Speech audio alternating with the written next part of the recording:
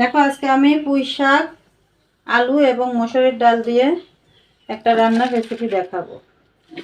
প্রথমে আমি পুঁই শাকগুলো পরিষ্কার করে ধুয়ে কেটে নিয়েছি। এখন প্রেসার কুকারের মধ্যে দিয়ে আমি 3 থেকে 4টা সিটি মেরে নেব।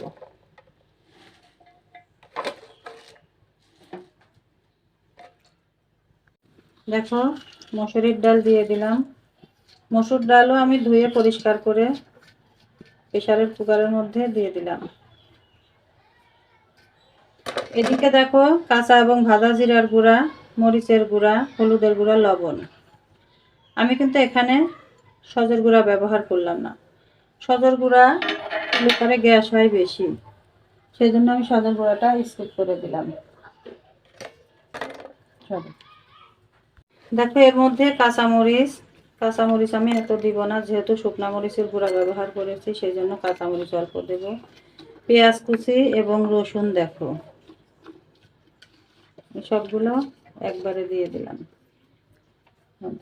বেশি পানি দিব না, 1 বাটি পানি দিয়ে সিদ্ধ করে নিব। দেখো আমি ঢাকনা দিয়ে ঢেকে এবার গ্যাসের উপর বসায়ে ঠিক 4টা সিটি মারবো। দেখো 5টা সিটি মেরে এখন আমি নামিয়ে তেলে দিয়ে দিব। ফ্রাই প্যানের মধ্যে আমি তেল দিয়ে তার মধ্যে পেঁয়াজ কুচি এবং রসুন কুচি দিয়ে দিলাম।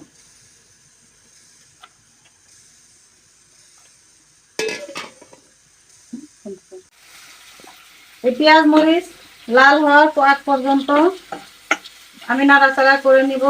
আর পেঁয়াজ মরিচ ভাজা হয়ে গেলে তারপরে আমি এসে দেখাচ্ছি। দেখো এর মধ্যে আমি 2টা তেজপাতা ছিঁড়ে দিলাম।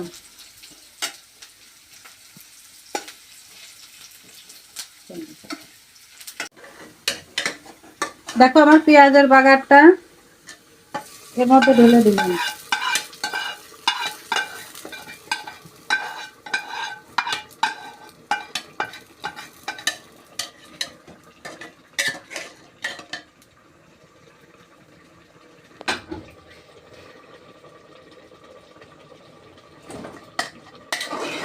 এটা আমি নাড়াচাড়া করে নেব।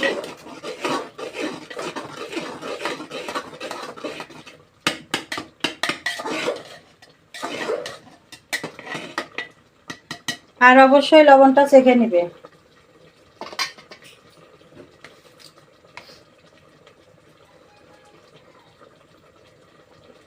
এটা ভাজা এবং কাঁচা জিরার গুঁড়া এর মধ্যে দিয়ে দিলাম।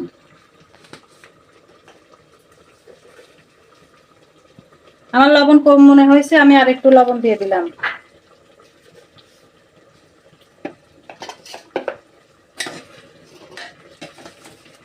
জিরা দেওয়ার পরে আমি কিন্তু বেশি সময় ধরে জাল করব না, 5 মিনিটের মতন জাল করে আমি নামিয়ে নিব।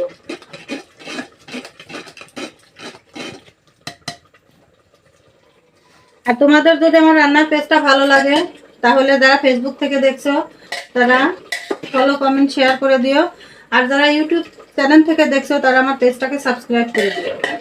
আমি নামিয়ে পরিবেশন করে দেখাচ্ছি। সুন্দর দুর্দান্ত একটা খাবার। তোমরা মাছ মাংসের সঙ্গে টেবিলে এই খাবারটা রেখে দিও, দেখবে অনেক সুস্বাদু, অনেক সুন্দর খাবার।